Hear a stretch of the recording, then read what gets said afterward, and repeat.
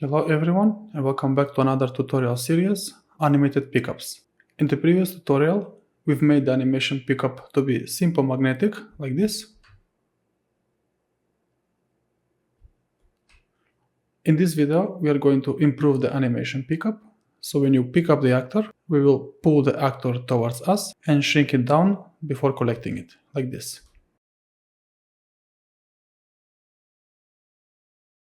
Let's see how we can do this. Okay, so open up the content drawer and open the actor. Now when the animation finishes, the animation timeline, let's go all the way here. So we need to scale the actor. So to do that, right click and type set scale 3D. So set actor scale 3D. And connect it here with the towards player with the function from before.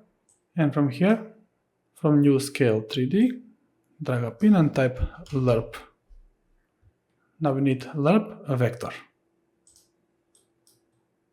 And we are going to use the same alpha from before. So you can just simply drag a pin either from here or from here. It's up to you. I will just use it from here. So we are going to scale the actor over time. And over time is based on this timeline. So in 0.2 seconds, we are going to go from the original size of the actor to 0.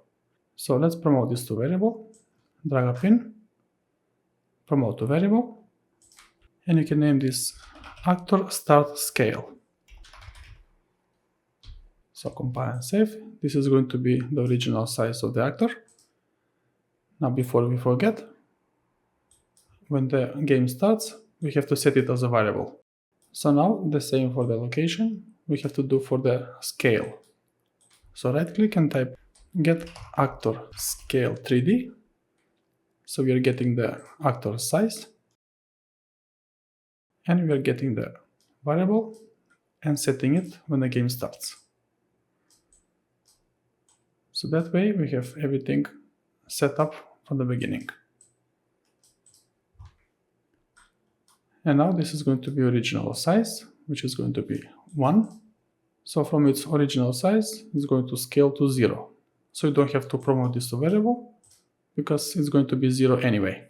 Now let's see if this is working. Let's play the game.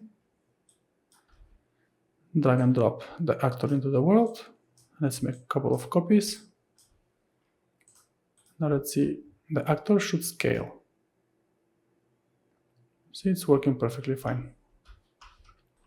Now even if you select this actor, and let's say we want this to be 5 times bigger, let's just put this somewhere here. Now if I play the game, let's see what's going to happen. You see, from whatever size we have set it, it's going to shrink down to 0. Okay, that's perfect. Now let's go back to do one more thing. Let me just delete this for now. Go back to the blueprint.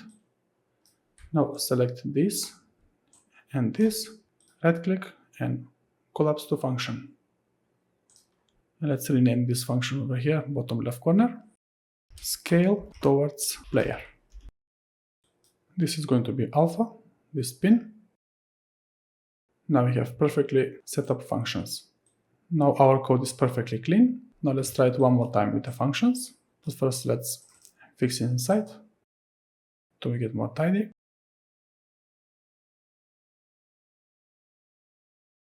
So I'm going to close this timeline and this function. Compile and save. Let's give it one more test.